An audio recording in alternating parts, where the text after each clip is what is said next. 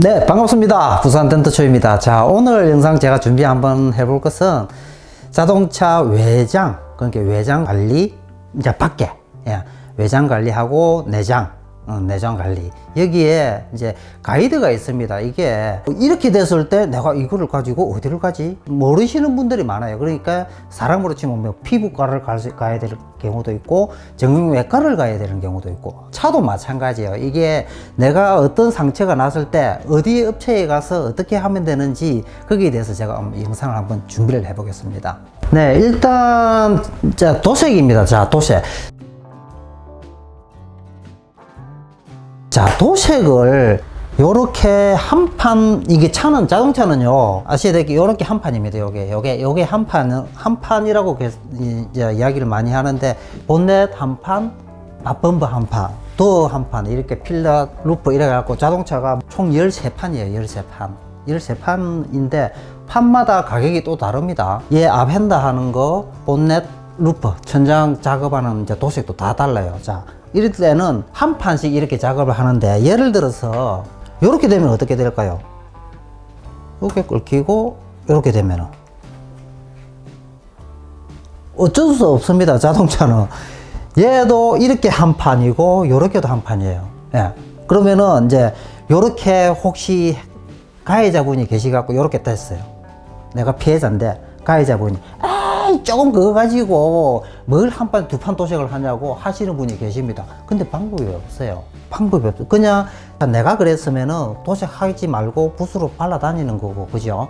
가해자가 있는 분이면 보험 처리되면 어쩔 수 없이 요거 한 판, 요거 한 판이에요. 자, 그러면 또 부분 도색이 많이 나오죠, 이야기가. 이제 페이아웃 도장이라고 그러는 건데, 얘를 요렇게 부분을 할 수는 있어요. 할 수는 있는데 얘 때문에 칠을 어떤 식으로 하면 이렇게 합니다. 그러면은 요까지 한 요 정도 넓게 이렇게 칠을 날리거든요. 하면은 나중에 시간이 가면은 어떻게 될까요? 여기 띠가 표시나요. 아니면은 여기 베이스만 뿌리고 투명을 전체적으로 다 뿌리는 경우도 결국 그리 되면 또 그게 한 판이에요. 한 판이니까 방법이 없어요. 지금 현재 기술로는 여기를 요만큼 해갖고 레벨링도 제가 비추로 말씀을 드렸죠. 방법이 없습니다. 자, 한판 도색. 자, 한판 도색이고, 보시면은 페인트가 이렇게 파졌으면은 도색으로 가는 겁니다. 자, 이게 또 판단이 잘 안 되시는 분들은 종이라도 한번 맹암이나 이런 거 하나 꺼내가지고 이렇게 긁어봐요. 손톱으로 이렇게 긁으셔도 되고. 자, 얘는 완전히 철판까지 파진 거, 얘는 어때요? 많이 안 파졌잖아요. 자, 얘는 그러면 광택기로 잡힙니다.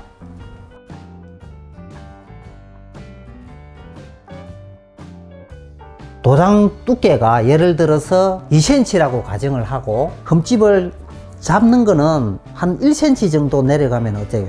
클리어만 가지고 흠집을 잡는 건데, 도장 두께가 2cm면 1cm만 파지면 어때요? 1cm를 깎아갖고 주위를 같이 맞추면 잡히는 원리거든요. 얘는 그런 식으로 하면 잡혀요. 근데 얘는 안 돼요. 그러니까 이거는 한판 도색. 병원으로 가셔야 돼. 정비공장. 사람으로 치면 병원, 차로 치면은 정비공장이에요. 얘는 광택사업에 가시면 돼요. 그러니까 얘는 미용실로 가시면 돼요. 이해되시죠? 자, 이 앞전에 제가 이거 판금 덴터 했는데 지금 잘했죠? 이거 아직도 지금 칠을 안 하고 있는데, 요래 가지고 도색을 이제 들어갈 거고, 가끔 이런 경우도 있어요. 지금 얘는 들어는 갔는데 페인트가 파지면서 들어갔어요.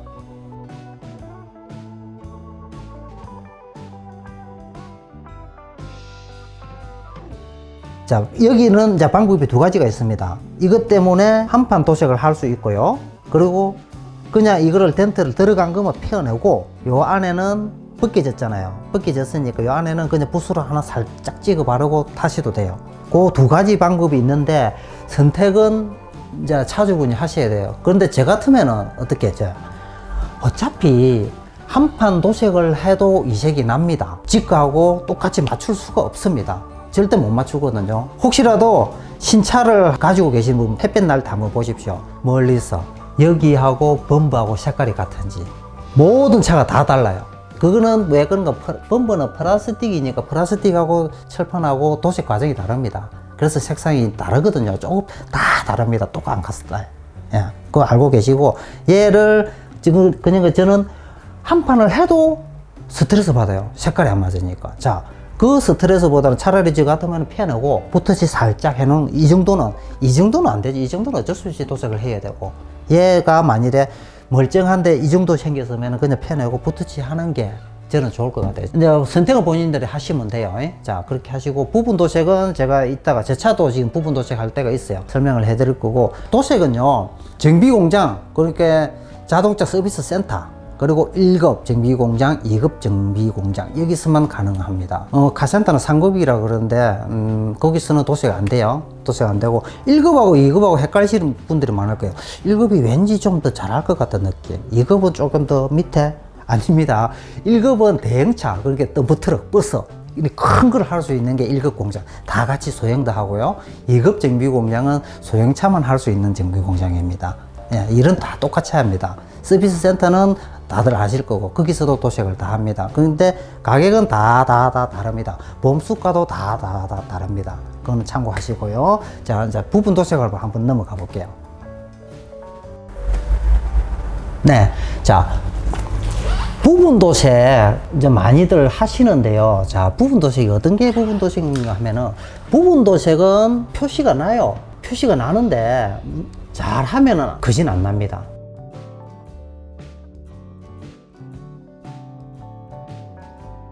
야, 거진 안 나. 자, 여기 보시면은 이렇게 된 거는, 자, 보통 서비스 센터나 뭐 정비 공장 가면 얘 때문에 어떻게 한판 도색 다 합니다. 범버 내리고. 근데 저는 그렇게 안 하는 게 좋다고 생각을 해요. 왜 그런가 하면은, 자, 아까도 제가 말씀드렸죠. 어차피 한판 해도 이색 차이 나요. 부분 도색 해도 표나요. 그러면은 어느 게 낫겠습니까? 반대편이라도 내치를 살려놓는 게 좋죠. 반대편이라도 내치를 살리고, 범버 같은 경우에는, 자, 우리가 사람이 시각적으로 위에서 내리다 보거든요. 그러면 얘를 부분 도색을 하면은 요렇게 할 거예요. 요렇게. 여기를 브랜디 신나를 날리고, 요를 날리고 끊어버립니다. 이렇게 끊어버리면은, 자, 위에는 내칠이 되는 거예요. 그러면은 훨씬 좋아요. 그리고 범버는 부딪힐 수 있는 확률이 너무 많잖아요. 자, 조금 파졌다고 한 판씩 도색을 못해요. 경제적으로 너무 부담이 많이 들거든요. 그러니까 부분은 잘 하시는 데 가면은, 부분의 핵심은 브랜디 신나를 잘 날리고 거기에 광택을 예쁘게 잘 내는 게 핵심입니다. 아무나 못해요. 자, 어떤 데 가면 부분 칠을, 도색을 정비공장에 일을 맡기면은 요거 부분 맡기는데 칠을 여기까지 해가 와요. 그냥 반을 해버립니다. 그게 부분 도색이라 그러는데, 그건 부분 도색이 아니에요. 부분 도색은 진짜 요렇게 할 수 있는 기술이 있어야 돼요. 그게 부분 도색이고, 정비 공장에서는 잘 안 해주려고 그래요. 부분 도색 업체 가시면 잘 하는데, 아마 부분 도색은 정비 공장보다 외형 보건 업체 쪽으로 가시면 더 잘할 수가 있어요. 자, 보시면은, 그리고 부분 도색 그렇게 하시면 되고, 힐도 지금 보시면은, 여기 제 차도 지금 여기까지가 있죠. 내 차 힐이 만일이 됐다, 복원을 하면 되는데, 요도 두 가지 방법이 있습니다.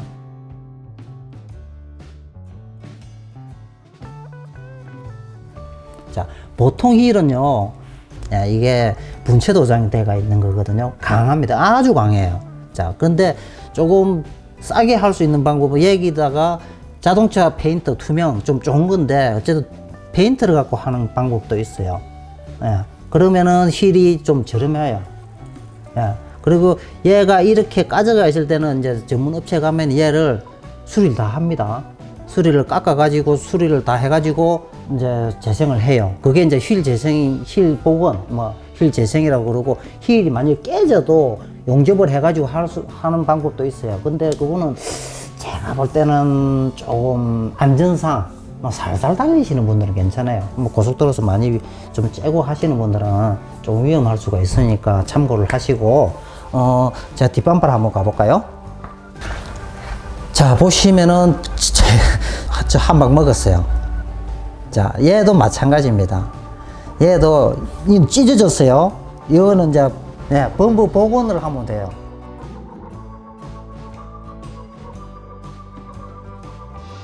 범버 복원 해가지고 하는데, 요것도 마찬가지입니다. 이제 견적이 다른 이유가 자요. 범버를 내려가지고, 이 범버를 탈착해가지고 안쪽에서 떼우고 밖에 이제 다 작업 다 하고 다는 견적하고, 자, 요 상태에서도 할 수 있습니다.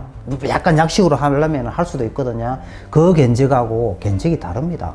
예, 옛날에 과거에 제가 어떤 경우가 있었는가 하면, 저는 탈착을 하고 안에서 다 떼우고 견적을 다 냈는데, 그 손님은 비싸니 싸니 이렇게 해갖고 다른 업체 가서 범브를 안 떼고 작업을 하는 경우도 있어요. 그래가지고 저보고 사기꾼 같은 견적을 엄청나게 올렸다고 그렇게 하시는 분도 있는데, 그게 왜 그런가 하면은 탈착을 하고 안 하고 차이가 많이 납니다. 범브 이거 탈착하기 수입차도 쉬운 게 아니거든요. 시간 많이 걸리니까. 자, 그 정도 또 참고하시고, 범브도 깨지면은 복원이 돼요. 복원 업체 가시면은, 얘도 마찬가지. 서비스센터 가면 그냥 교환이에요. 뭐 복원 안 해줍니다. 서비스 센터에서는 복원 안 해주고, 범브 복원이라고 이렇게 검색을 해갖고 찾으시면은 충분히 범브 복원 해갖고, 얘도 마찬가지예요. 한 판을 다 할 수도 있고, 얘도 복원해가지고 이렇게 부분 할 수도 있습니다. 대신 자, 한 판 도색이 예를 들어서 30만 원인데 부분 도색을 하면 15만 원 할 수 있지 않을까? 절반? 아닙니다.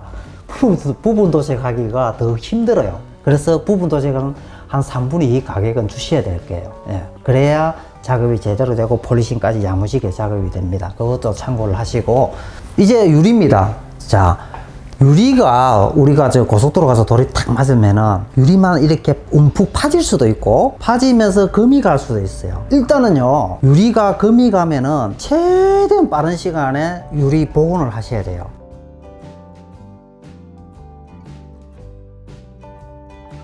그러니까 유리 용접. 유리에 금이 가면은, 이게 맞아갖고 금이 가면은 요만큼, 예를 들어서 금이 갔잖아요. 이 금이 갔는데 폐차될 때까지 금이 더 이상 진행이 안 될 수도 있습니다. 예, 안 될 수도 있고, 이 금이 간 이게 각도 따라서, 자, 차가 이렇게 움직이잖아요. 이 각도 따라서 금이 폐차될 때까지 진행이 안 될 수도 있는데 대부분 진행이 됩니다. 어느 한순간에 그냥 쭉 가버려요. 차가 움직이니까. 혹시라도 유리에 이렇게 금이 가 있었는데 뭐 세차장이나 이런 데 가서 세차를 하고 나서도 금이 갈 수도 있어요. 그 세차 업체 잘못이 아닙니다. 그 원래 금이 갈 수밖에 없는 거예요. 그러니까 그런 경우도 제가 과거에 그런 이제 막 우기시는 분도 계셨거든요. 금이 가면은 최대한 용접을 하십시오. 빠른 시간에. 그리고 물이 들어가면 안 돼요. 만일에 금이 갔는데 지금 비가 와요. 그러면은 스카치 테이프를 금 간데 붙이십시오. 대신 붙일 때 힘 주고 붙이면 안 돼요.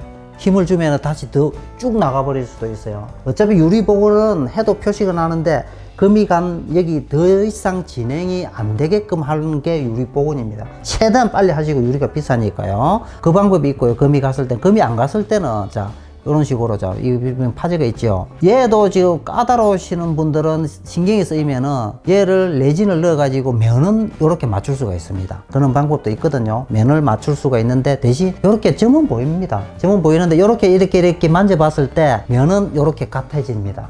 예, 그런 방법도 있어요. 그렇게 하시면, 유리는 다른 건 없어요. 그 두 가지만 기억을 하고 내가 이제 선택을 하시면 돼요. 자, 그리고 실내. 자, 실내를 한번 볼게요. 네. 그리고 이제 실내는 뭐 다른 거는 없어요. 다른 거는 없는데, 실내에 이제 문제가 뭐냐면은, 자, 저처럼 요렇게 된 거. 보이시죠? 시터. 자, 그리고 뭐 예를 들어서 여기가 이렇게 움푹 파졌다. 흠집이 생기고, 흠집이 생기고, 여는데도 마찬가지고요. 여는데도 마찬가지. 대신, 여기도 만일 예를 들어서 흠집이 생겼다. 자, 이러면은 이거는 어디에? 실내 복원입니다.